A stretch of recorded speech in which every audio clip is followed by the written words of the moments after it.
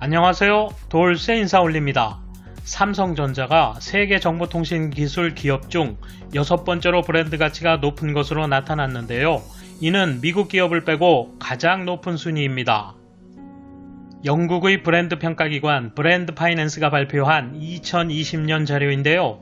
1위 아마존에 이어 구글, 애플, MS, 페이스북이 이후 순위를 차지했고 그 다음이 삼성입니다. LG는 22위를 차지했군요. 반면 일본 기업은 소니가 28위, 파나소닉 30위, 캐논이 36위에 그쳤는데요. 이 소식을 전한 조선일보 일본판 기사에 누리꾼 반응이 뜨겁습니다. 야후 재팬 반응 추천순 나갑니다.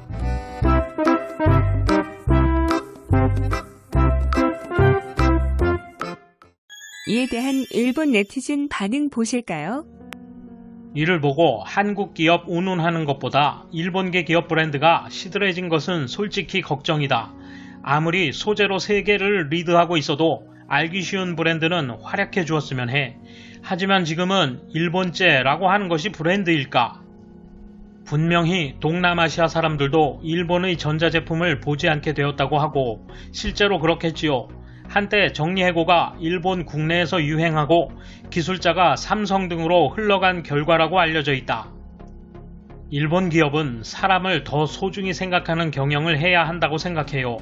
사람은 금방 발전하지 않는 법입니다. 이제는 기술의 시대입니다. 제대로 사람을 키워 다시 한번 전 세계의 일본 기업의 힘을 보여줍시다. 한국이 이겼다는 말은 어떻든 상관없다. 일본 기업의 경쟁력 저하에 대해 진지하게 생각해야 한다. 세상 무슨 일이든 성자 필쇠라 해도 일본 가전 메이커의 자멸적 쇠약에서 우선 교훈을 얻어야 한다. 일본 기업의 쇠퇴가 걱정이다. 가장 큰 실패는 정리해고로 사원을 지키지 않은 것. 아직도 한중에서는 필요한 기술을 전승해왔다.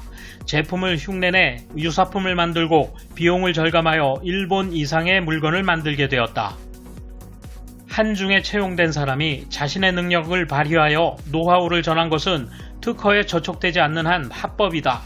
코로나로 정리해고된 사람이 자사에서는 별로라도 경쟁기업이나 인도네시아, 베트남, 인도에서는 귀중할 수 있다. 80년대 일본이 세계를 리드할 수 있던 것은 메이커가 강했기 때문.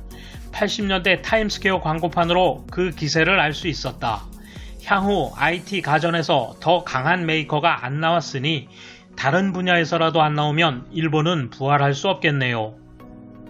내가 어렸을 때는 가전 판매점 구석에 삼성 TV 같은 것이 놓여 있었는데 아이와나 그 비슷한 값싼 메이커 이미지였다. 20년 만에 이렇게까지 대기업이 된 거야.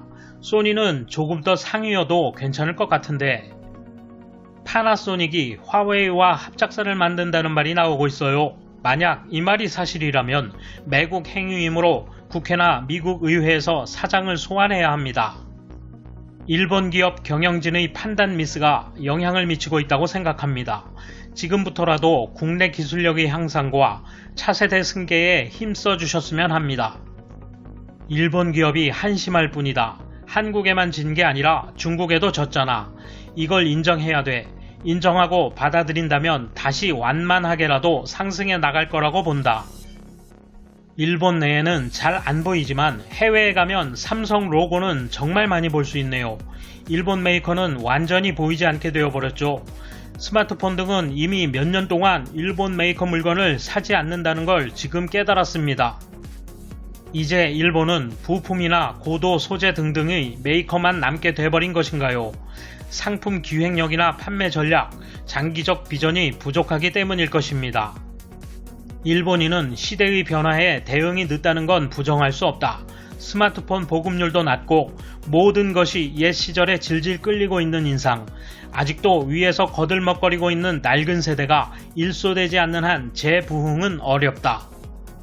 정말 일본은 몰락했구나. 한심해. 기업뿐만 아니라 정치인, 관료, 언론, 대학에 이르기까지 구태의연하고 아무것도 진보하지 않은 것이다. 특히 관공서의 규제가 많은 것은 놀랍다. 이래서는 자유로운 발상이 나올 수 없는 거 아니야. 돌쇠 한마디. 자국 브랜드가 몰락하니 참담하겠죠. 현실에 안주하여 무너졌다는 분석들입니다. 일부 아직도 기술 유출 운운하는데 계속 그래주세요. 우린 땡큐죠.